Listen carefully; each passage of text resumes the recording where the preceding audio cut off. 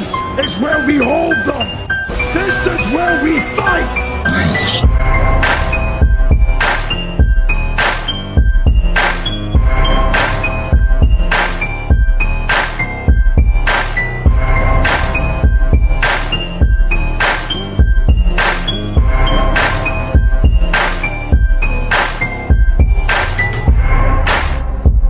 You are now listening to Sweep the Rack podcast featuring Brooklyn Rob and Big Mike.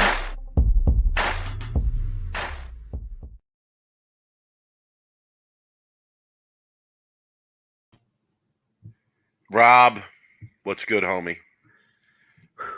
Well, Mike, I've been working the beat this week.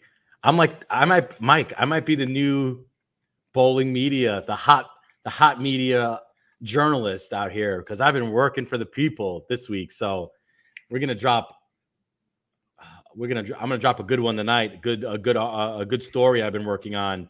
I've been getting all ends of it. I've been reaching out. I've been trying to get some research done because it's a pretty good topic that nobody, Mike, in the bowling world, nobody has brought up or spoken about. I don't think it's really well known about what I'm going to talk about. So this might be a bomb dropped on a lot of different aspects of the bowling world, but we'll get into that after our Are you saying that this has the potential to actually be a serious show tonight? Is that what you're saying, Rob? Yes, I think so. Usually we're not serious at all, right? No, a couple weeks ago, we were making poop and box jokes, poop and thumb hole jokes. Are you saying that we're going down a more serious road tonight here? A little bit. It's going to be a little bit of a bomb I'm going to drop. It's not a huge bomb, but I think it's definitely something that people are going to be interested in. But I think it's a worthy story. It is. Right? And I think that it's a story really that possibly only this podcast could rightfully get into, right? Or get into in the right way is what I'm trying to say. Yeah. So I found we'll tease the people, and we'll put that on the back burner, and we'll give the people what they really come here for, which is to hear about our horrendous league bowling. So do you want to go first, or do you want me to go first? Okay, I'll go first because your stories are usually a little bit more entertaining than my stories, but I do have a good one that happened at league Tuesday night. So I bowled 600 even. I won all my points and shot 600 as the anchor bowler. So I wasn't really mad about it leaving. I mean, I didn't bowl great, obviously, but when you take all three of your points and series and shoot 600 scratch in a handicap league, I ain't going to be mad about it. All right. It just shows you that, look, the lanes aren't great. Look, no excuses. I'm not really bowling that much in the last few weeks. I've taken some time off because I think I hurt my knee bowling or working out, so I'm trying to keep off of it. But yeah, 600. But here's a great story. So guy gets up in the last shot in the last frame. Keep in mind he's missed 2 10 pins in the first 2 games in a 10 frame. One in the first game he missed the 10 pin to force me to double to win the game for the team. And so I struck out and we won the game by 2 pins. Okay. So the second game he gets up, he needs, I think, double to beat me in my point, and he stone 10s and he misses it.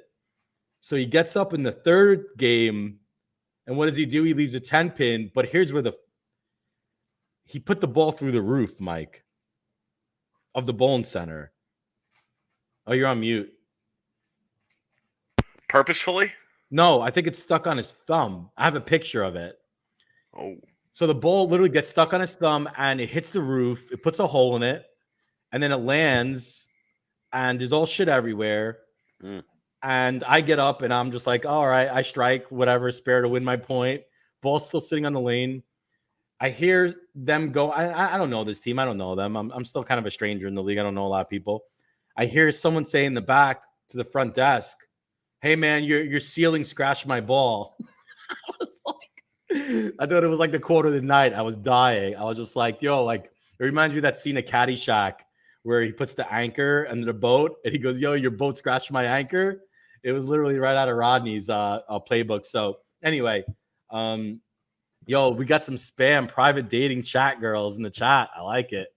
Yo, sneak into my DMs. That's probably from what you're Googling in your free personal time. Sneak up. That's why those are popping up. Yo, sneak up in my DMs. Let me know where I could get some of that action. Anyway, so yeah, that was my league night.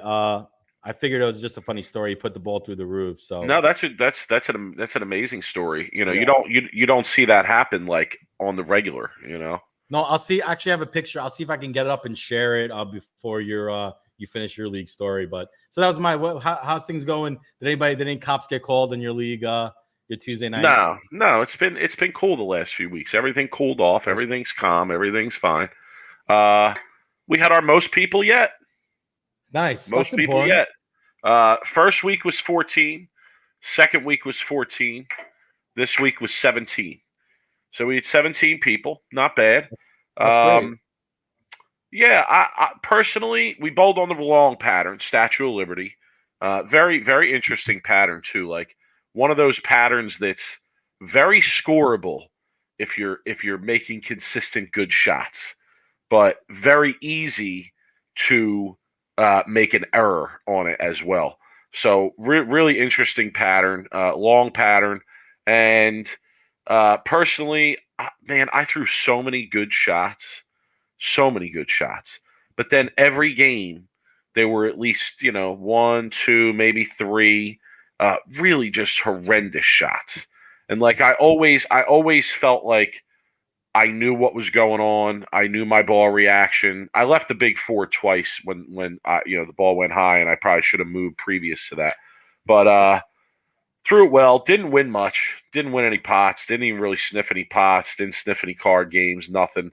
So I had pretty much a lackluster night. I went 150 something the first game because again I think that was the game I threw three horrendous shots out the window, and then the second game I shot 209, I believe, and then the third game I think I was 206.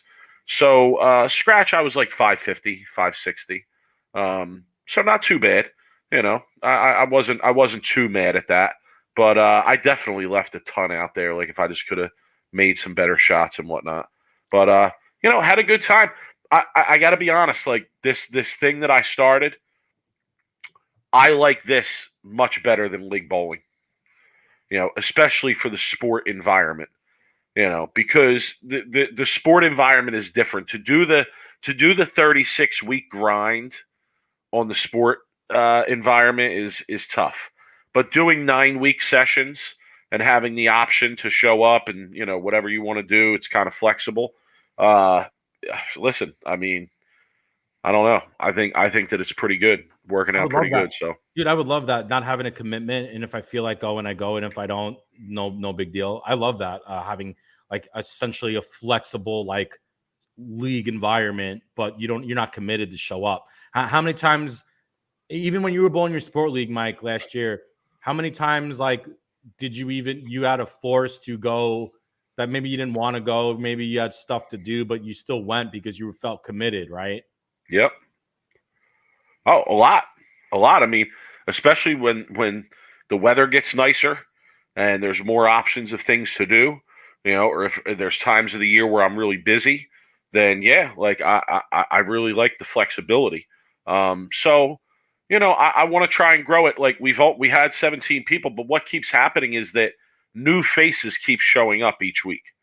So again, I'm hoping that as we go along, more of those new faces show up together, as opposed to like a few this week, a few that week, a few this week, a few that week. Have you considered running brackets? Like remember we used to run Friday night brackets, like at Hodges? Yeah, I hear you. That wouldn't be a bad component either. We're running an eliminator at this point. We're running a card game that's games 1 and 3. Doesn't run game 2. Dude, You know, so 17 like, people. You can start start small, like minimum 4 brackets everybody gets in, and then I'm sure you could fill up, 5, 6, 8 brackets. yeah, but see, here's the problem. I think increasing the price is an issue. What it's optional, the brackets. I mean, it's not, they don't have to go in if they don't want it. I would get a feel for Yeah, the I don't think we'd get enough guys. ask. It wouldn't hurt. I would ask around. I would just make an announcement and be like, hey, if we run brackets, how many people will get it? Because really all you need is 8 out of the 17 to get in, right? I know, but I think, see, when you're talking about when we bowled in Brooklyn, that I don't want to tell you what happened in Brooklyn, but that's not how it ran, Hoss. The way they ran it was your entry guaranteed you X amount of brackets. So you paid your upfront money for the lineage, right? And then $40, and right, that money guaranteed you 3 brackets, right? So in order to do something like that, you got to add on a minimum of $15 if you're running a $5 bracket. I was right? going to bring do a $3 bracket. $3 brackets is probably maybe the way to go. People might want to do that more than $5 brackets. Right, but still, we're already at $32. So if I add another 9 and we bring it up to 41, I don't know. I mean, now I think.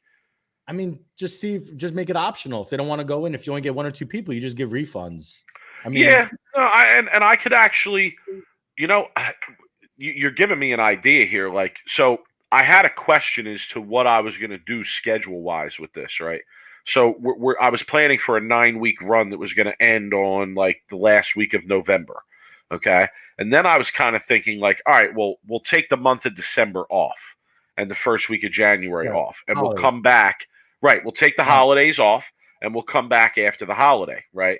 Then when I said that to a couple guys, they were like, I would kind of like to keep going. And one guy made the point that, hey, if we take a 5-week break, who knows who comes back after that 5-week break? Like if we have a momentum going, maybe we want to keep that momentum going.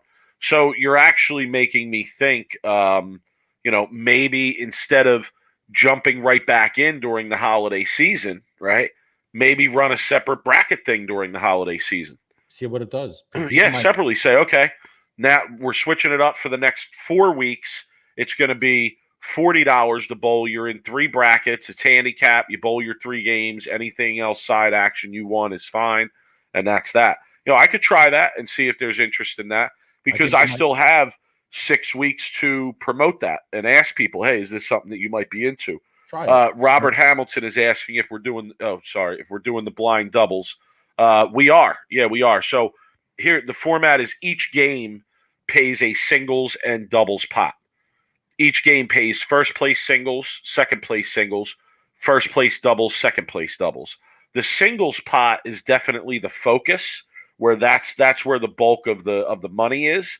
But the doubles pot isn't bad either. I mean, with 17 guys, I think we paid 35 first singles, and I think it was 30 first doubles.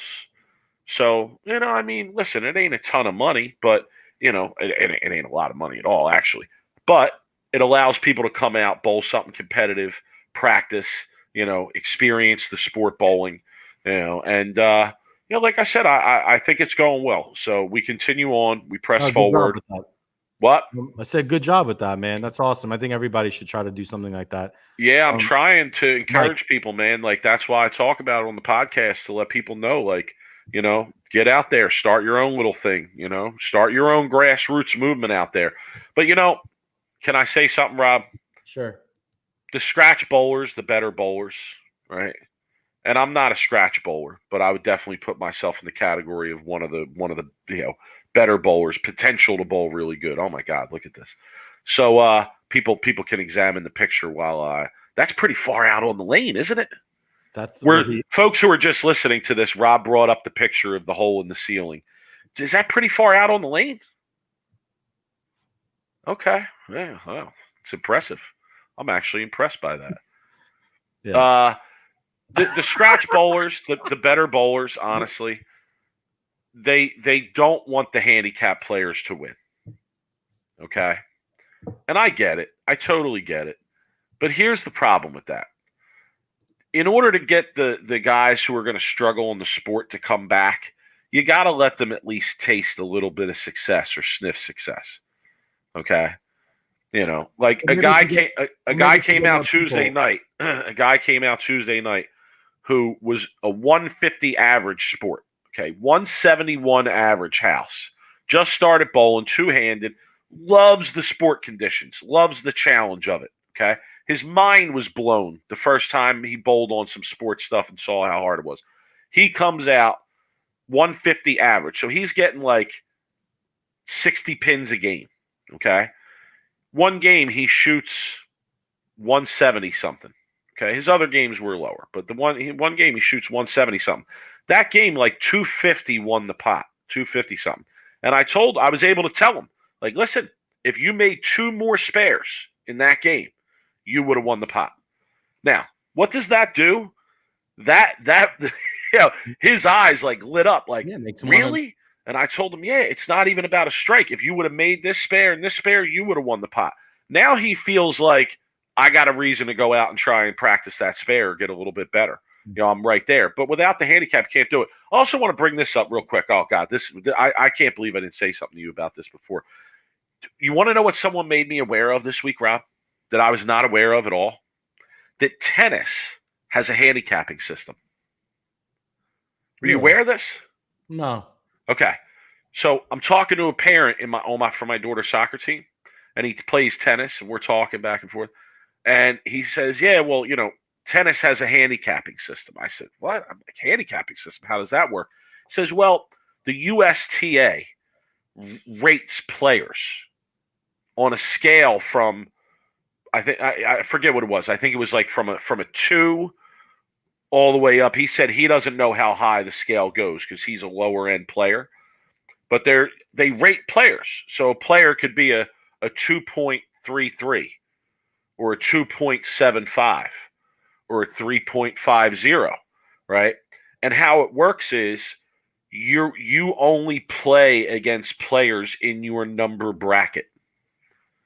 So if you're a 1 and you're on a competitive tennis team and you go to a match, you're going to play against somebody who's from a 1 to a 1.99. And if that person, what? Is that like chess? I don't know. I don't know how chess works either. I think chess has a ranking system like that where they rank you, and then it's the same kind of deal, I believe. Does anyone in the chat know anything about this? I'm not making this up. I mean, this was a long conversation I had with this guy. He even brought up the statistics to show me like where everyone on his team is ranked and how they match up to the teams they play, because everything is split up by these rankings. And I thought to myself, I even said to him, I said, you know, bowling. Yeah, I want to clarify. This is a Southeastern Asian guy that I'm talking to. Okay, and I say to him, "Oh man, bowling's handicap system is completely broken." I'm like, this sounds like it might even be a better idea than what we currently have. And he's probably never heard of bowling in his life. But what say you, Rob? What would you think about something like that in bowling, where every player has a rating, a ranking? There's a number system, and who's coming up with the ratings? Who's coming up with the rankings? That would be the hard part. The USBC is. Oh God, you trust them to do that? Who's going to do it? I do actually. What kind of manpower are they going to be able to rank like normal like league bowlers? Like they're going to have to center representative. So Cemetery Bowling, that's a strange name. I like that picture too. Says yeah, tennis is ranked up to 8.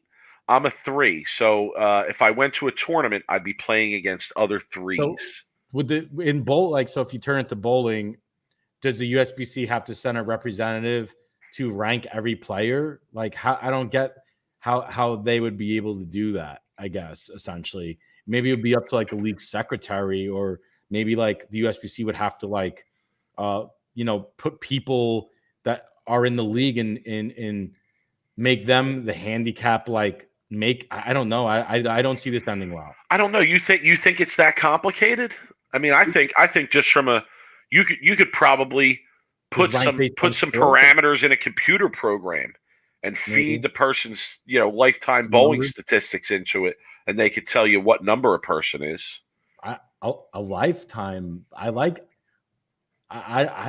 don't mind that at all, but Oh no. Oh yeah. Let me be clear. It would have to be lifetime. But what if you get in? What? Okay, so here's my question to that though.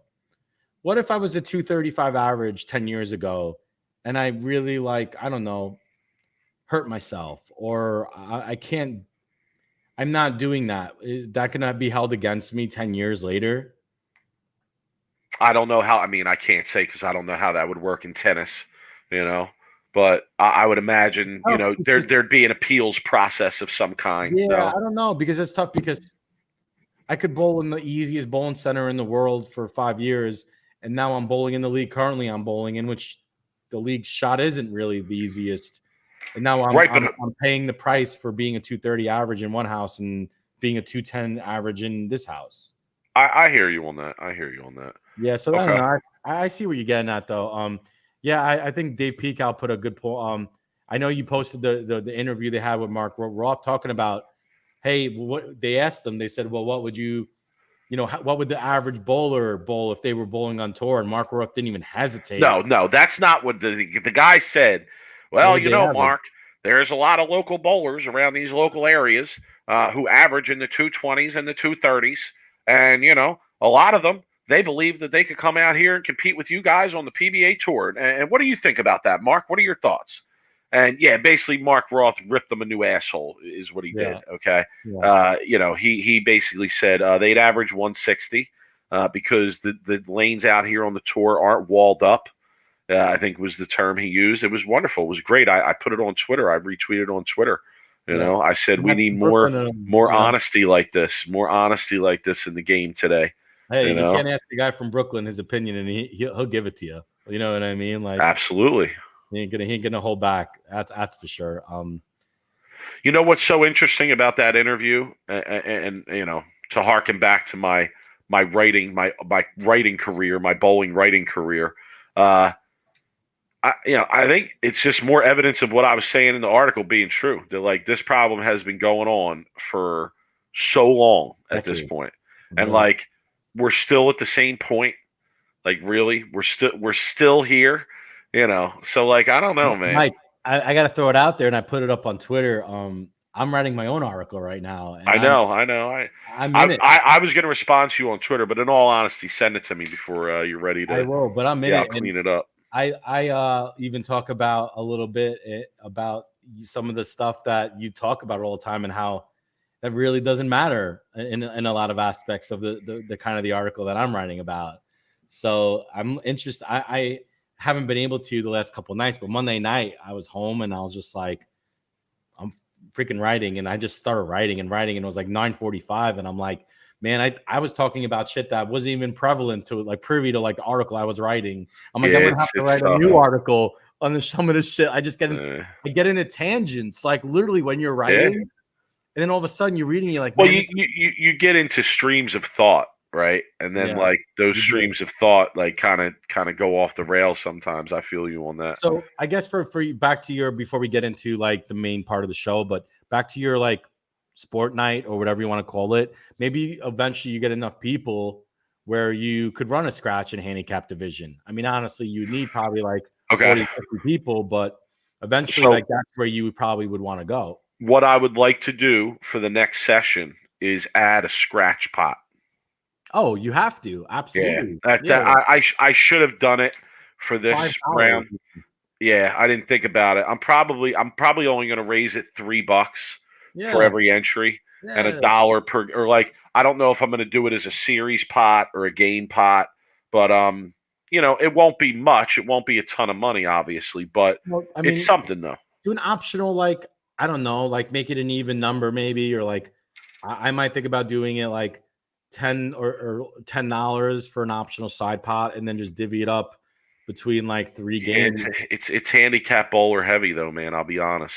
So, but I mean, what if you get 5 people and they all throw in money? Then maybe do a last game scratch pot. Right. I'm definitely going to try and add something for the scratch bowlers. All right, Rob, we have wasted the people's time enough. You did. You said it, bro. This is a serious episode tonight, folks. We actually do have a serious, bowling community news story for you tonight. So, I know we kid around a lot. We like to have fun here at Sweep the Rack, but we're going to try and turn a serious eye here for a few minutes and engage in this discussion. And I will say that I do mean what I said before, that I really think that like this is probably the only bowling outlet that could talk about this story the way that it probably needs to be talked about. So Rob, I want to give Rob credit here, honestly, because he did all the background work for this story tonight. I didn't do anything. I didn't send a single email. I didn't talk to a single person. Actually, I think I sent one email, but it was 2 lines, and that was it. So Rob did the vast majority of the work here. So I give him props for that. And he got his repeat. He got his Jeff Rickles on. That's what he was doing this week. He put that Jeff Rickles hat on. As a matter of fact, it's like I was shocked that somebody would send us this, right? And expect us to take it to that level. But we decided to do it. So Rob, I'm gonna pass it over to you. So last week on the show, or was it maybe 2 weeks ago? I think it was last week. On my final thought, I talked about big bowling. And I, talked about how RIP Big Bowling, pour one out. They lost their PBA register. They didn't renew. And then we received an email from a gentleman who, at the time we received the email, he claimed to have been with Big Bowling from the beginning, doing a lot of the like logistics of Big Bowling. The warehouse, the supervising. And I'm trying to keep this factual, at least for now, from what I, was emailed and who I reached out to make sure, like, one, the source was credible, and two, like, I wanted to get responses from Big Bowling, which I did. So a little bit, the background was this gentleman who reached out to us, known Victor Marion, who, was the essentially CEO of Big Bowling for 25 years. He, did a lot of work with him. And he did a lot of the work in the warehouse, like I said, a lot of other duties. Claim that Big Bowling, he worked for him for months and months, and Victor, was claiming that they were going to pay him, and Big Bowling never paid him for any of his duties for a really long time. And then also the gentleman who reached out to us told us that Mike Flanagan did a lot of work for him, marketing, website, and he never got paid from Big Bowling. He also talked about how Victor was very, I'd say unprofessional in a lot of his handling with the employees. He would, talk about how he, wasted $12,000 in costs of bowling balls and would just throw them away because of like a pin placement. And top weight was wrong. In other words, instead of trying to recoup some of the money on that and perhaps pay some of the people that were involved in some of this stuff, right? I mean, is that the point of that, Rob? Yeah, the general aspect of what he did was logistics, sales, research, development, operations, pouring, pro shop duties, boxing, operating, throwbot, and well, he told us that. And should we give the name? Sure, we're gonna have him on next week. Yeah, he's going to come on next week, and we're going to have another discussion about this. But the gentleman who reached out to us, his name is Will Smith. So Will in his email, if I recall, Rob, actually mentioned how Big Bowling was sort of a small operation. Well, they were right? It was a startup. Yeah, company. and there weren't many people involved in it. So with that said, people had to take multiple roles. So when you read that list of roles that he had at the company, that explains why somebody would be doing so many of those roles, because there were only a few people at the company. I also understood from the email, Rob, and if I'm wrong, correct me, that obviously COVID. Okay. Well, I'll get into what happened on place during this time. Okay. All right. Go ahead. The response, because so it was a general email pretty much putting real Big Bowling in a really bad light. Really bad. And saying that they hadn't paid people. They left a lot of people with their hands empty at the end of the day, and there wasn't much response from them either. Essentially, he talked about how Victor Marion was screwing people over at the company by not using the funds in the correct way for Big. He wasn't, paying his people. He was using his funds for more of like research development, making bowling balls instead of paying his people. Essentially, that's what the article was. So we looked the article, and before I was gonna run with it, I talked to Mike, we spoke about it. I decided to reach out to a couple of my friends who work for Big Bowling. Victor Marion is a friend of mine. We bowled USBCs together. I've known him for a while. He's always been, nice to me and my brothers, very smart individual. And I also reached out to one of his, right-hand man, you should say, that I bowled college with, who was with Big Bowling for most of it and most of the time. I also reached out to Mike Flanagan, who was brought up in the article. So I got a lot of both sides of it, right? I got a lot of factual. Big Bowling essentially I was told was Big Bowling was essentially what you said, a essential startup company. They had 4 or 5 people. They, had financial sponsorships and backings by, some private people, I think some of Victor's, family, as well as their main funding came, I believe, from an Indian tribe. And the Indian tribe was actually going to build a sports entertainment center or casino, essentially, on their property and put a bowling center in the casino, typical Vegas type situation, right? Like a Red Rock, right? Where you have like the big casino and then you have the bowling alley, and Victor was going to run the bowling center or whatever. And I don't know if he was going to run the center, but he was going to do a lot of things in the bowling alley, including the bowling company.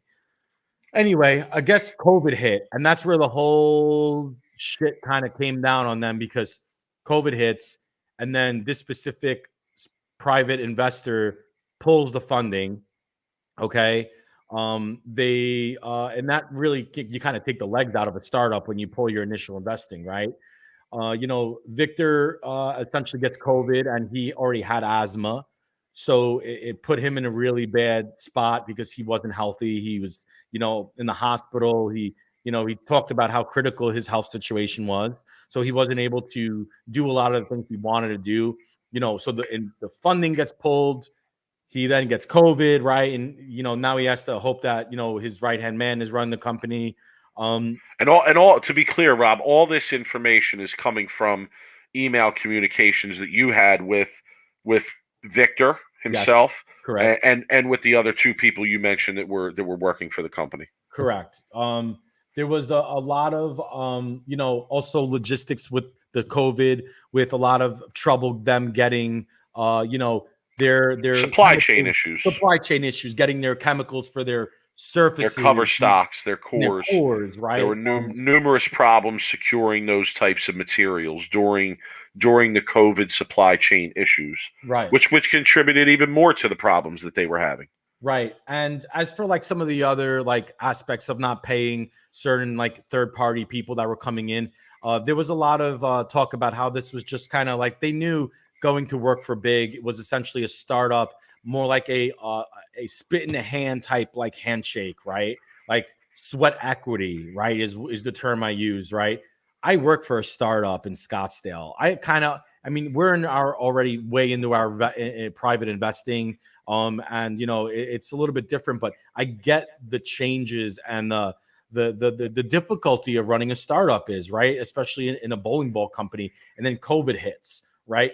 I see both sides of this story, right? I feel for Will, and I feel for a lot of the, points he made about Victor, not paying his people and being, very unprofessional to a lot of them and making really bad decisions. And then I also feel for Victor's side of it and Big Bowling, where it looked like COVID hits at the worst possible time in a bowling company where you're relying on bowling sales and there's no bowling going on, right? So, the question that I have that I will ask for Will, who was going to come on the show next week, is if I don't necessarily agree, and this is my point, this is my opinion, not a fact, of why they needed to get PBA registered. And I think that's a big question to ask, right? In early in a startup, and we know how expensive the PBA register is. For you to go that quick on a PBA register in a startup might have been a little bit of the start of the problem, when maybe you need to get more established first before you buy the PBA register. But you have a lot of pros on board, right? Marshall Kent, Rhino Page. There was talks even of bigger names than those guys, right, coming on board. I think there's a lot of dysfunction, and this is a lot of dysfunction going on in some of the other bowling ball companies. And I think that people were looking to jump ship to a startup that, they could have essentially grow with and be a part of from the get-go, from the scratch. So, there was a lot of other things, but I think that's a high level really version of just some of the, issues that, Big was running into, but the people that were working there, at least the higher ups, I think. And like I said, there might've been 5 or 8 people from my understanding working there. But I did get a response saying that Big did pay their like low level people, right? Like the people who probably were like doing minimum wage work or whatnot. But I guess a lot of the people who were running like the higher up type people, like, weren't really getting paid. And there was a lot of problems with the company in general. So as of right now, if anybody's wondering about Big is dormant right now. There is no bowling balls being manufactured. It is not like there is nothing going on there with Big Bowling right now. Now, does that mean that tomorrow the Indian tribe could wake up and say, hey, let's start this up again. Let's resume this plan. All of a sudden, they could do that. But, there were also talks about how that's a lot of the reason why Marshall left. I mean, look, we all know why Marshall Kent left is because once your product isn't registered in the PBA, it makes 0 sense for a professional to run their equipment. But I'd be curious to see what Marshall, if he ever got any kind of, money or funding or from Big for his work that he did there. But, I don't think he really expected it either. Going to a startup, I think, it's a gamble. I did reach out to Marshall. I didn't get any response back from him. But yeah, like I tried to do as much research as I could on this story, and there's a lot more that I'm probably not talking about. But I know we'll have Will on next week to talk his side of it, and then maybe after that I could bring on one of the people from Big on to talk about their side of it. But crazy kind of story when I read this original email, and it was just like, holy crap! Like there was some stuff going on that really nobody knew. So, yeah, I mean, in the grand scheme of things, like it ain't the most shocking business story in the world that a company was going broke and not paying the people they should be paying. I read a book last year, Bad Blood, about Theranos. And if you haven't heard about that story, go check it out. But yeah, certainly there's a lot of bigger fraud going on in the business community than what we have here. But I will say that it's interesting to hear, kind of the behind the scenes of what happened with this company that kind of came with a flash, right, at first. And they were, they signed a couple big names, and it was like, oh wow, maybe there's going to be a new player here. And, kind of very quickly fizzled out. I think everybody could sense that there was a problem when, even a season in to Big Bowling being product registered, Marshall Kent was still throwing Storm, for the majority, for qualifying and whatnot. So, that spoke to some issues going on there. I think it also speaks to how hard it is to get into this market, this bowling ball market. Here's the mistake they made, Rob. If you're going to start a bowling ball company, what's the first thing you better have? And you better have a lot of them too. Patch Pirates? Patch Pirates, son. Patch Pirates, son. You got to have Patch Pirate. Like, if they would have had 500 Patch Pirates lined up, ready for the first bowling ball run to be done, they probably could have tricked these Patch Pirates into taking a free ball but paying for 3 more, and sales would have been through the roof to begin with. So listen, if anybody else is going to start a bowling ball company, I'm not for sure. But if you are, or if Big Bowling comes back, hire me. I'll get you popping with the Patch Pirates, and then you won't have a problem. So here's the thing is more and more I talk to people and ask questions about the story, and I talk to also some high-level pros in regards to this. Some of them weren't really surprised because I think they heard rumblings about some of this stuff. Obviously it's a small bowling world.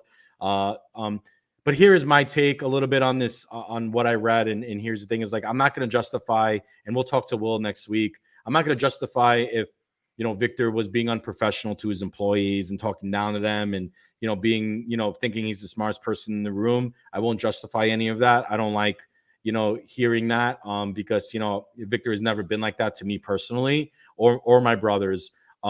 So yeah, I can't justify that, and we'll talk to him more about that, because obviously I didn't work for him, but you got to have some big balls, and I'm using that term, big balls, to start your own bowling ball company and run with it, right? He was working at Storm. He was a high level, person at Storm designing bowling balls. He had it cush. He had it. He could have just stayed at Storm the rest of his life and designed bowling balls. My man was hungry. He was ambitious. He was motivated to start his own bowling ball company. And he did.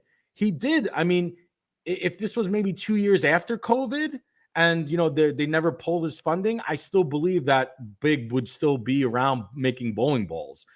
It was the worst possible shit luck for him to do it and to, do it right when COVID started and bad timing. But you got to respect the fact that this kid left a cushy job and went out and got his own funding, his own people, started his own manufacturing plant, and went for it. Fuck, man. I wish I could do that in a certain sense. I mean, it wouldn't be in the bowling industry. I'm not stupid. Yeah, but you got to pay people, Hoss. You know what I'm saying? Oh. Yeah, kudos to him and all that, but you got to pay people who are working for you. People got families. People have bills. People have mortgages. 100%. Yeah, so I agree with that. I mean, look, you have to. I can't co-sign that kind of behavior in any kind of way, shape, or form. Honestly, I agree, and that's there's a lot of goods to this story about him doing this and reaching out and getting his own. But if that's the case, and he promised people that they would pay him, or he would get paid and they didn't, to me that's bad business overall, right? But if people knew that they were in this, maybe they wouldn't get paid for a year or 2 years, then that's a whole nother story, right? If we were starting our own company.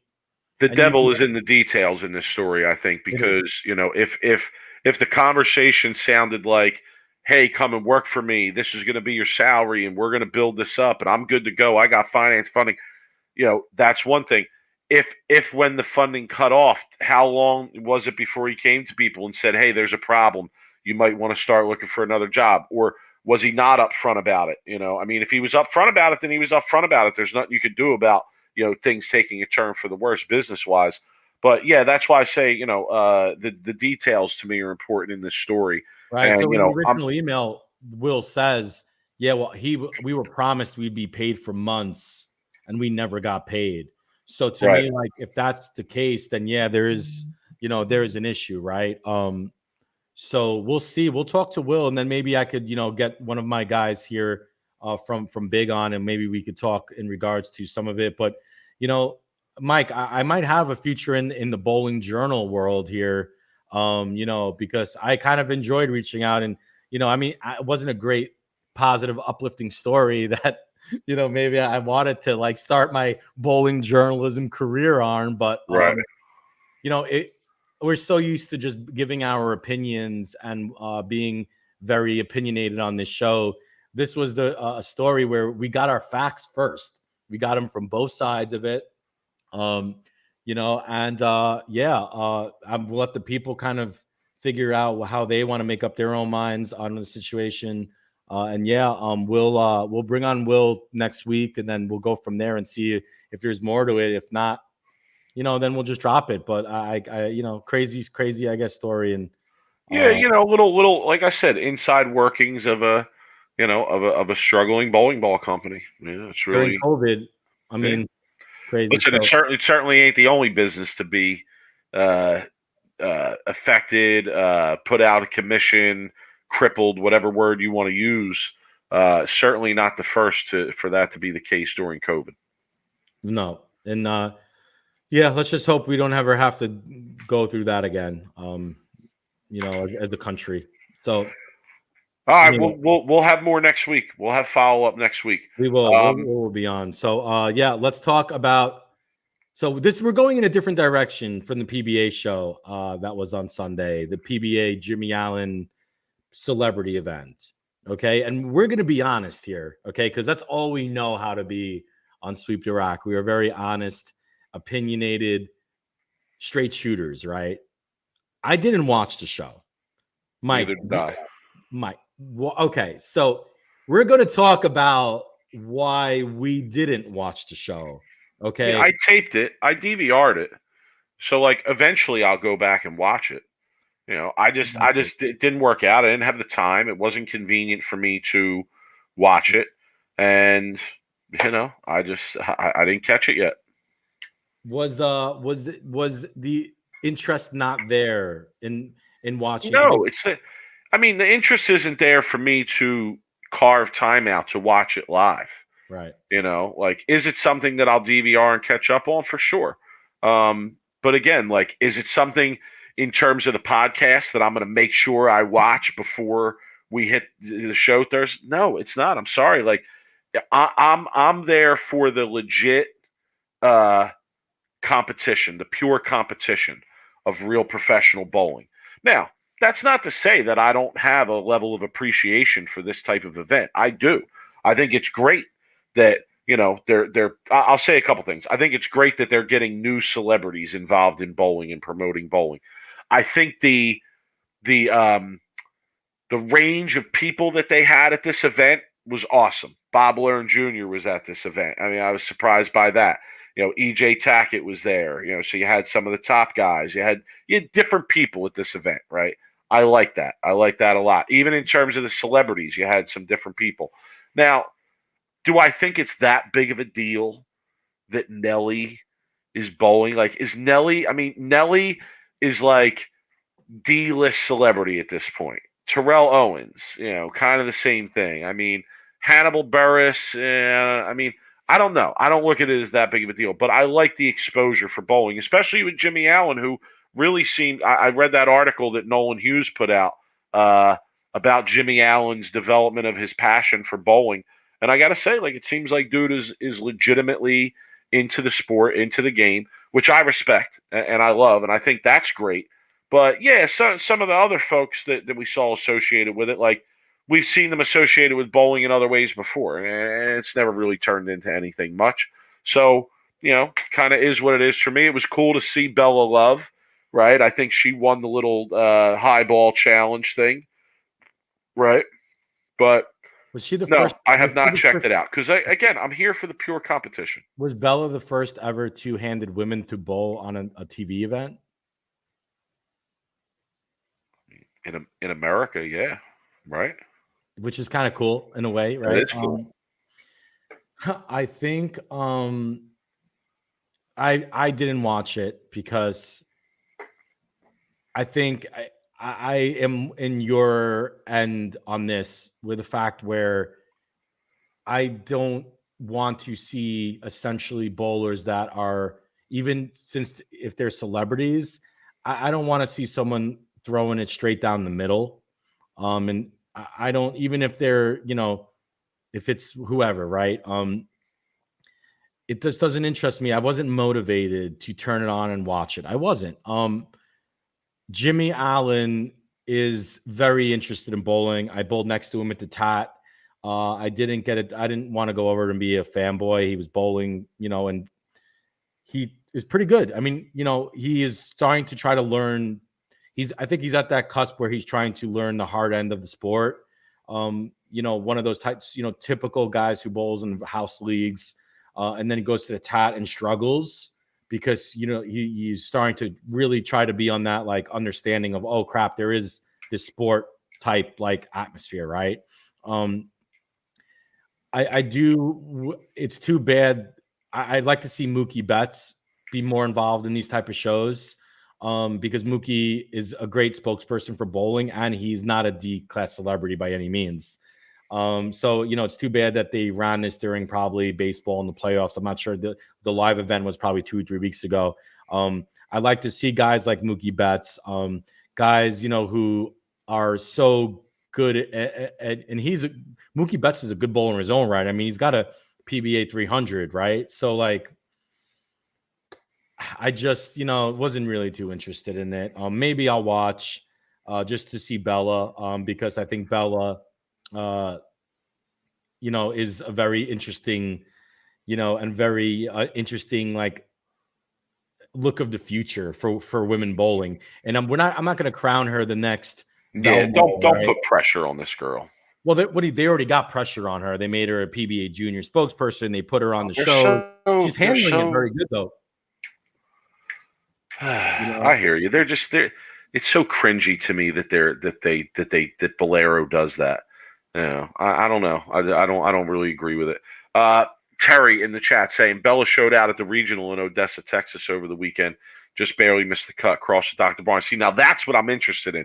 Show me this young lady bowling a regional with some of the top guys out there. That's something that you'll get my attention with, and I'll here's the watch. thing about that makes me really have a really high hope that she's going to be great. Is she's out there bowling, Mike?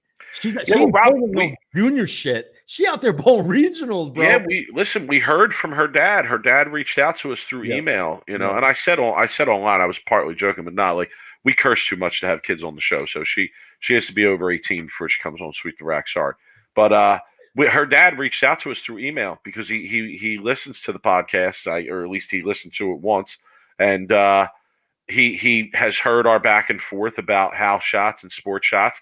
And one of the things that he said to us when he reached out was that she only has ever bowled on sports shots. So like, what does that tell you? It tells me that there's hope in the future. There's hope in the future of youth bowling, right? And we've mentioned this a few times, right? We don't essentially agree with how Junior Gold does their qualifications to get to the national level. But the one thing that we can agree on is the fact that they don't put Junior Gold national on any house shots, right? And that's the important part of it, because yes, there are kids that are going home crying about how they probably thought they were great and now they realize they're not. But you know what? Like the great kids, the youth, the ones that will make it will be the ones that don't go home and cry, that will try to figure out and learn how to bowl on that kind of stuff. So next time they go to Junior Gold, they can show out, right? So there is hope for the but at the same time, and I don't think this is as known because the internet makes everything so known today, but like there's a lot of phenom bowlers that have come along that didn't pan out the way they were supposed to pan out. You know what I'm saying? We could do a top 10 of people that top 10. We could do a whole show, son. An hour, like when we grew up, right? I mean, I know one off the top. All right, let's do one. Let's ask this: who's the person who was bowling with us when we grew up, who you most thought was going to make it big as a professional bowler, and they didn't? So before I got, I'm not going to say that, but I'll name. What? You're not going to answer that? No, I am, but I was going to say something, but I stopped myself because Rory Conquin. It's a great one. The kid set all kinds of junior records with 300s, 800s. I bowled with him at Saginaw Valley 2 semesters. No one appreciates how good that kid was until you bowl with him. His talent was through the roof. I mean, you can't explain this kid's talent. He was at the time better than Bill O'Neill, better than Mike Fagan. He was the best junior in the country, probably the world for years. But it shows you, mentally he didn't have a strong game. He was very, had a lot of, issues.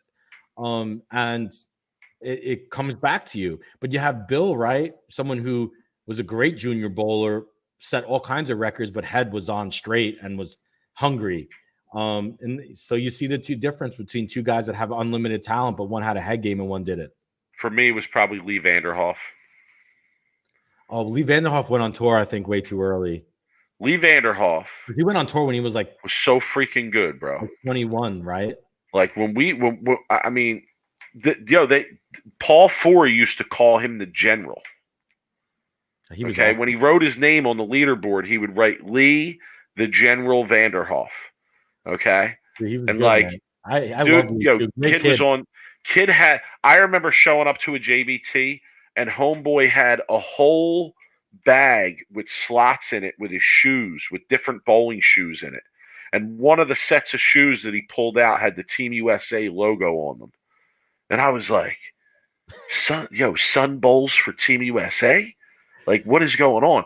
And like, I had never seen a ball hit so hard as I saw his bowling ball hit as a junior bowler. Like, it actually intimidated me. I'm not even going to lie. Like, I saw him bowl the first time. I was like, oh my God, like I'm never going to be that good. I'm never going to throw it like that. I could go on a limb and say this. I think the reason why Lee Vanderhoff never made it as a tour bowler was the introduction of performance bowling balls. I think his rev rate was just so high that when all of a sudden we went on synthetic lanes and we had all these big hooking balls, he just couldn't control the bowling ball because his rev rate was, he was like EJ Tackett territory for rev rate, right? Dude had strap. I mean, you got to think he was wild. over like 500 RPM. But I think a lot of the if we were still bowling on urethane in wood lanes, I think you would have seen a lot more out of Lee Vanderhoff. But dude, like this is a good topic, and I know a lot of people probably don't know who we're talking about, but it's just interesting to see like how when we grew up, there was a lot of people that we grew up on wood lanes on urethane in the most part of it. And when you get to the, all of a sudden synthetics and wet dry, it was a completely different game. It really was. True. All right, Rob, we got one last thing to talk about here before we get to worst of the week, and it's going to be a quick conversation because we don't have a lot of information about it, and that is the slight information we got about the PBA schedule.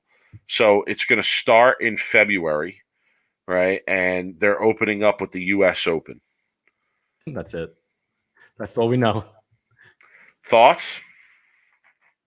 Man, they got to get better at reaching out and earlier and getting these schedules out to the people, man. These pros are sitting around waiting to literally plan out their 2023. And I don't think how the PBA could feel that's right to wait until mid to end November and then come out with a schedule that starts in February, right? I mean, with the flights in hotels and how expensive they are, you would think they would give these guys at least like 3 to 4 month notice so they could start planning out their trips, right? And they're like in their Airbnbs and their hotels. I don't know why they wait so long. Is it just they just don't have the bowling alleys like signed in, and they don't have like, I don't get it. Like the PBA has one job, it's to make, right? Like I don't see, are they all just not like working? Like I don't know. I guess I question the PBA and like why his schedule isn't out earlier. I don't like opening with the U.S. Open.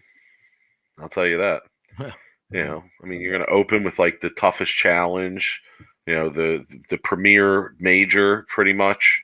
I don't know. I'm anxiously awaiting this schedule, just to see what it's like. So we'll see. But at first glance, first piece of information, they're starting a lot later. What happened to the Hall of Fame event? Right, that was like usually one of the ones that was early in the season, the Hall of Fame Classic, where they had the Hall of Fame. See, that to me, that's part of the problem with the PBA is that they just are always switching things. Like everything is always in a constant state of change. Like, can't we get a good schedule and iron it out and know what we want to do and what we want to promote and stick with that? Like, I don't understand. It's just always changing. Coming in hot, the PBA and their schedule sounds like my college procrastinating on writing papers. Look, I'm going to go and keep saying this over and over. I'm going to beat a dead horse here. Until the PBA could come out with a consistent TV schedule, and I know that's might probably be not their fault because they're probably on the literal like mercy of what Fox and FS1 does. The PBA needs to come back to a weekly, same time slot, same channel schedule, like what they used to do back in when we were growing up in the 80s, where you knew every Saturday afternoon at 2 or 3 p.m. bowling was on ABC, right? And then, if you think about it, even the NFL, right? And I know they probably have their prime pick of, all the games are on at 10 a.m. Sunday. All the games are on 1 p.m. my time Sunday. Monday Night Football always starts at the same time. People are a creature of habits. People like having the same schedule in the week. They know when their shows are on. The bowling PBA schedule is so far out there where you don't know if you're getting all 4 majors at the same time. Penny, word is that they put Penny in charge of the schedule. Yeah, because they can't find them. That's probably the reason why they can't find Penny, so nobody knows where the schedule is. Let's see. Charlie Tapp, good to see him in the chat here. PBA was mentioned on Dan Patrick My today. guy. Said there was no TV schedule to follow like the old days. Dan Patrick, smart man. Tell him to come on Sweep the Rack. PBA, all of a sudden, it's a show on Sunday. It's a show on Saturday. It's a show on Tuesday. It's a show on Thursday. It's FS1. It's Fox. It's CBS Sports Network. It's freaking all over the place. It's like, dude, get one place, one network. You know, Fox or FS1. I'm good with that. Put it on the same time, same week. Put the schedule. Keep it consistent, right? Masters on Father's Day weekend. U.S. Open on Labor Day. I don't know. Like, the golf has the same schedule. You know, it's Father's Day weekend. You know the Masters is going to be playing for golf, right? You know it. You look forward to it. You can make plans. Spectators could make plans to go watch it, right? It's a problem because people, if you want to go watch the U.S. Open, nobody knows until 3 months before. You know, I don't know. I have so much problems with the way they release the schedule and how they do it. And yeah, I don't know.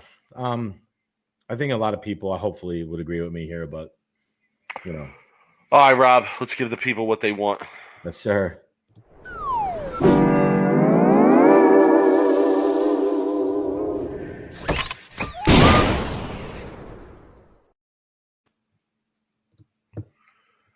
All right, you want to go first? Or do you okay. I'll go first. I did something stupid last night while I was in bed, ready to go to bed. I went down the YouTube wormhole. And if anybody knows, if you start watching videos on Facebook or YouTube, you could be in bed for an hour and not even realize it. You know what I get addicted to? I get addicted to the videos that are like digital recreations of plane crashes. I've never seen that. The Flight Channel. Look up the Flight Channel. But okay. I'm warning you, it's addicting. I'm warning you. It's like you want to see the Kobe Bryant helicopter crash in the most detailed, precision, digital. Like it's the helicopter. It leaves from the airport. It has the air traffic communication synced up. I mean, it's just wild. And I get addicted to these things. Yes, I hear you. There's a couple of different people in our chat talking about pickleball crushing it. We'll we'll turn this into a pickleball podcast. Maybe. So, I like to watch when I'm on YouTube, movie trailers. So I'll get hooked on movie trailers. There's a really good app for movie trailers, and it'll just show everything that is coming out in the next like 6 months. I just saw the Creed 3 trailer, by the way. It looks pretty good.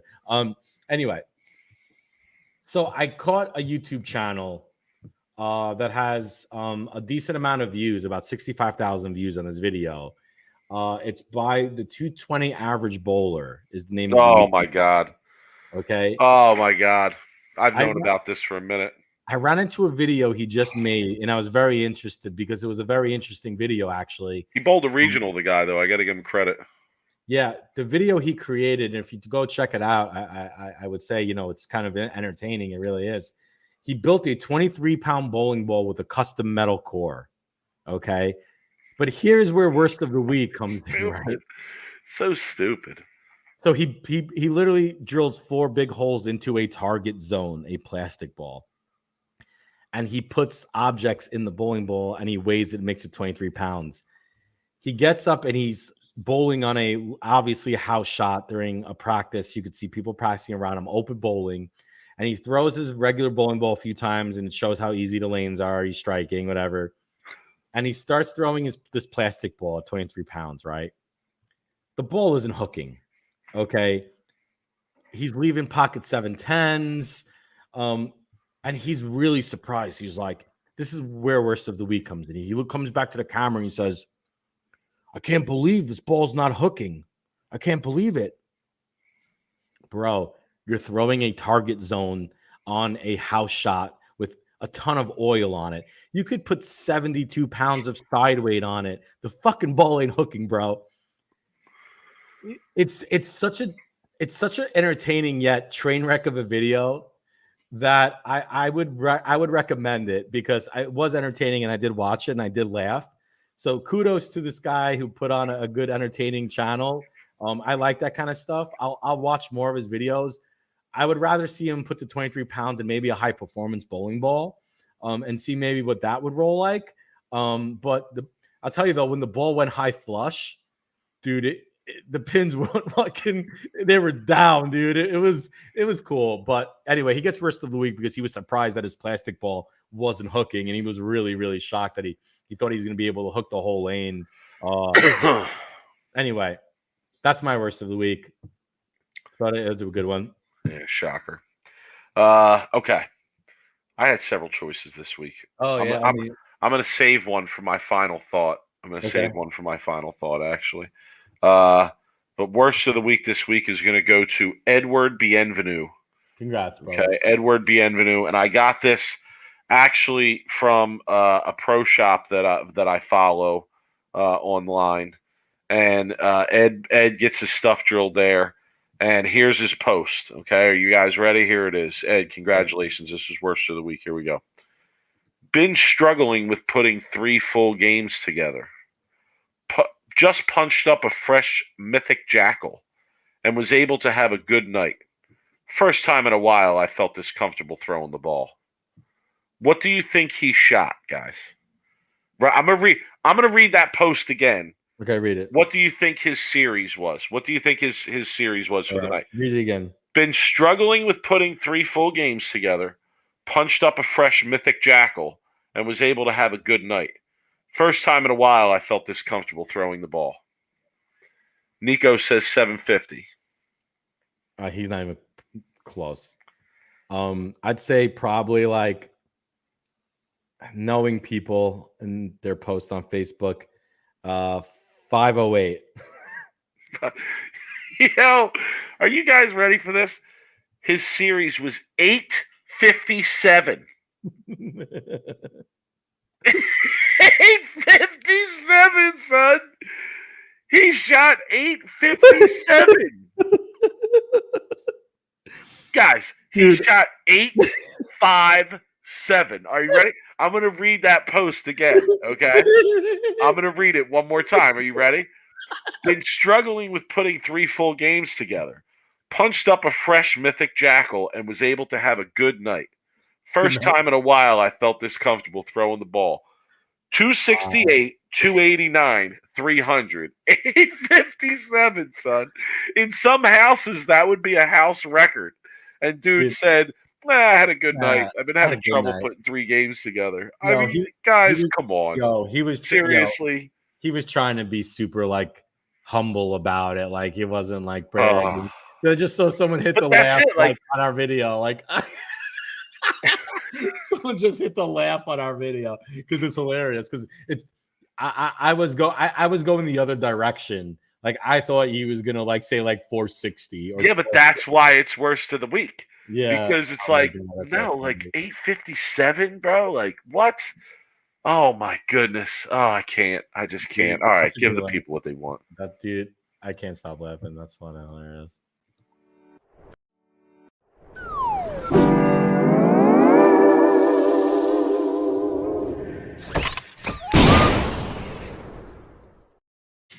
Yo, Lumberflectual in the chat says, "My guy, that's a 285.5 average." Yes, yeah, hey, it's a good night. You know, good night. I almost didn't miss.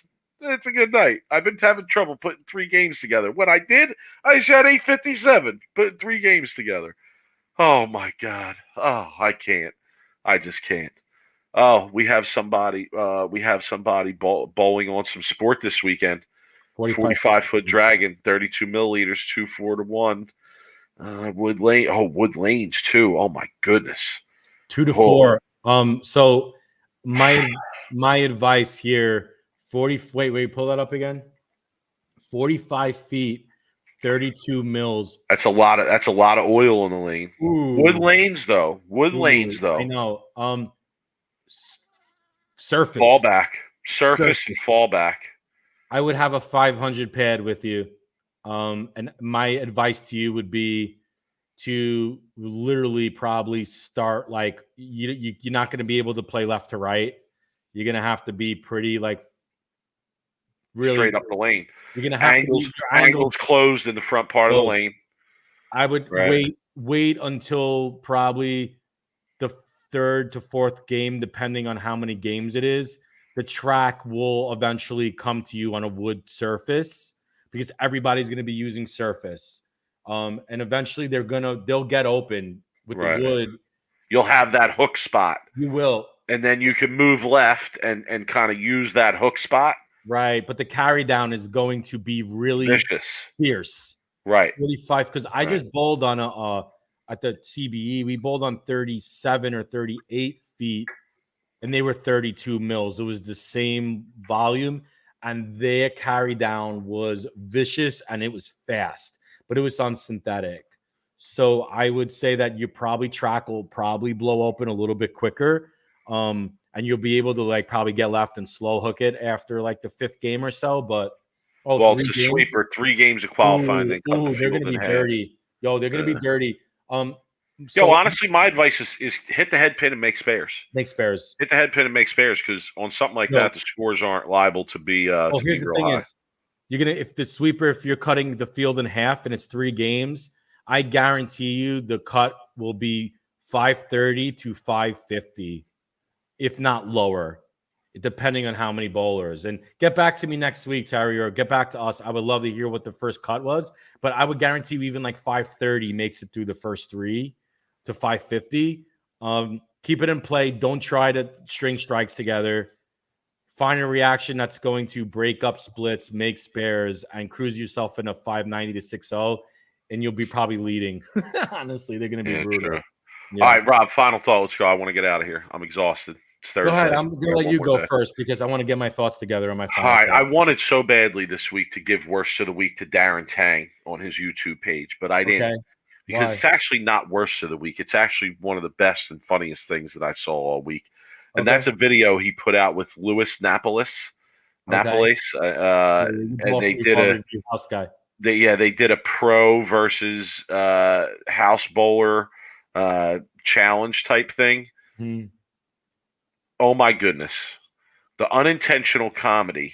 I don't know if it was intentional or not, actually, but the way I was viewing it, the unintentional comedy in this video is just off the charts. Okay. I'm just going to give you 2 things. First, here's what you need to do. You need to go to Louis Napolis's page and watch a regular ball review video he does, okay, and see how much he strikes in these ball review videos, okay? Then you need to go back to Darren Tang's page, and you should subscribe to both too. Subscribe to this one as well. I saw Fef mention we're close to 1,000 subscribers, so let's go, people. Keep hitting that. Seriously, subscribe button. Make up Gmails for us. Create a whole bunch. Nico, hit it, man. Create a bunch of Gmails for us. And you laugh with us every week. Hit that subscribe button. Okay. back to my piece though. Then you need to go back to Darren Tang's page and watch this video where they bowl together. Oh my goodness! After I watched this video, I thought this dude Lewis, he must literally throw 1 million shots to get the strikes. That he throws in the ball videos, because like he wasn't striking very much in this video. There's all throughout the video he keeps saying, I'm going to move right. I'm going to move right. I'm going to move right. I don't think he ever gets his feet right of 25, honestly. And I thought to myself, like, see, like that's moving right to somebody who, doesn't know what moving right really means. And it was just unintentional comedy level was off the charts to me. So as a final thought tonight, I encourage everybody to go watch that video. If you saw it already, okay, right? There's a couple people, Robert Hamilton, okay, Mark Burright commenting, it was good, okay. I know Robert. He did a lesson video with Johnny P. And here's the thing, Johnny pointed out all the things that are wrong with his game pretty clearly, and then dude still does all the wrong things now. Like he still throws it the same exact way he did on that day that he did the video with John. So like, listen. I appreciate everybody with the bowling content, and certainly, his page has way more subscribers and traffic and views and all that than we do. But that's what blows my mind about it, honestly, is like, there's not a lot of recognition out there about what the real content is, what the educated content is, and what the what word do I want to use? What the pretender content is. I'll use that. Okay. How's that? All right. You know, Oh, somebody in the chat from Japan, patch pirate much? Yeah, son. Yeah, definitely, son. Definitely. He I might like be Louis. he might be the captain of the patch pirate boat. Oh Okay, man, you're hard. You're honestly, too hard on Louis, man. I like Louis, man. I know Louis from when I bowled in Vegas. And he's a good dude, man. And I'm sure he is. I he's just don't know. he's putting good. He's just trying to put content I out. hear you, but like, come on. You know what I'm saying? Like, I don't know. Just, I don't know And what to say. I well, said my piece. You know. hey, hey, man, hey, that's what we're here. You're honest. You don't hold back. So that's what we do here, right? Somebody looking for a sport league in the Buffalo area. Thank you for the support, Captain Polish. We appreciate it. How is there not a sport league in the Buffalo area? Buffalo is known for bowling. Buffalo, yo, go talk to John Serbinski or something. Man, I mean, Buffalo's where it's at. A lot of bowling in Buffalo. You know, Buffalo's where it's at. You know. All right, what's your final thought, Rob? Let's get out of here. Writing an article for bowling has been strangely really fun for me. And I don't know if you took it the same way when you were writing your article, but to like actually be able to organize my thoughts on a piece of paper when I'm so used to trying to organize my thoughts as I speak, I've realized that I'm a lot better at writing it down than I am actually talking about it, because my mind is very quick and my thoughts are very quick in my head. So when I speak, I tend to sometimes talk too much, or I ramble or whatever. And I've been getting better as we've been doing the show as we going. But writing down and actually having clear-cut organization on my like views on some of the stuff we always talk about has been very, very fun for me. And I want to finish this sooner than later so I could have people read it and get back to me. Because I feel like everyone's going to really like this article, because there's a lot of stuff in it that I feel like needs to be said. So that's my final thought. I've been taking time off from my own bowling, at least competitively. There hasn't been a lot to bowl around here, so I might take a trip to B3. I'm thinking about it this weekend or next weekend, but my knee's been kind of hurting, so the more I take off, the better. So, yeah, other than that, I'm good, man. I appreciate everybody joining us. Fun show tonight. Next week, we'll have Will, talk about the big bowling deal, and then, we'll kind of go from there. All right, so listen, follow us on social media. Twitter's mainly where we're at. We're at Sweep the Rack everywhere. He's at Brooklyn Rob 11. I'm at the 215 on Twitter. Come check us out on Twitter, but understand that I take on beef from multiple groups on Twitter. Oh, so sometimes when you come on Twitter, you might see me talking about bowling and beefing with some pro bowlers or some amateur house rats, or you might see me beefing with the teaching community. Okay, yeah. I might even start a segment on this podcast where once a week I get 5 minutes to highlight something from Twitter from the teaching community that week. Oh no, the people want to hear it. Somebody asked earlier in the chat. I forget who it was. Okay, so Terry was saying, I'm out there. I'm out there giving it to them. Dude, I love your teacher Twitter fights. It's my favorite thing on Twitter. I decided to get involved in Fight Mets Twitter one day. You're fighting this shit every day, all day. So I shouts to you, man. You're like Jon Snow in that like gif of him fighting all those horses that are coming towards him, because ain't nobody siding with you on anything either. The meme of Fletcher Cox looking at Nick Sirianni telling Dallas to F off, they won the game. Was really the perfect meme to describe you looking at me from afar, like, yo, this dude, battling everybody. Yeah, you're out there, man. So Matt, you gave me a really good idea for actually some more content that I'm deciding to put out. But I think me and Matt Jones cross all the time at the CBEs, and maybe we should mic each other up. I should mic you and mic me up, get the camera out, and actually people could hear us talking and cursing during an actual tournament. I think that would be great content. Because the shit that comes out of my mouth is, people would probably love to hear some of my commentary while I'm bowling a tournament, because, man, it's the shit that comes out of my mouth. It would not be G-rated. I'll guarantee you that. But we'll talk. I think I'll talk to Theo too about maybe getting a camera and like videoing us in commentary during tournaments. If you gave me one of those little mics to wear during when I'm bowling on some sport, oh my God. Well, I have some ideas. It would be content gold, honestly. I have some ideas for some content. I have actually a pretty cool GoPro and a really like advanced wireless mic system for it. So I plan on putting out some pretty interesting content, different content, for the people on the channel. So people can get it both ways. But I won't be drilling a 23-pound bowling ball and throwing it down the lane. I'll tell you that. Fuck my knee up, my elbow up, my wrist up. All kinds of shit would come out of that. But No anyway, doubt. Yeah. So, all right, yo. We always appreciate everybody joining us. Check it out. Check us out on social media. Email us if you want. SweepTheRack at Gmail. We'll see everybody next week. Yo, everyone, peace.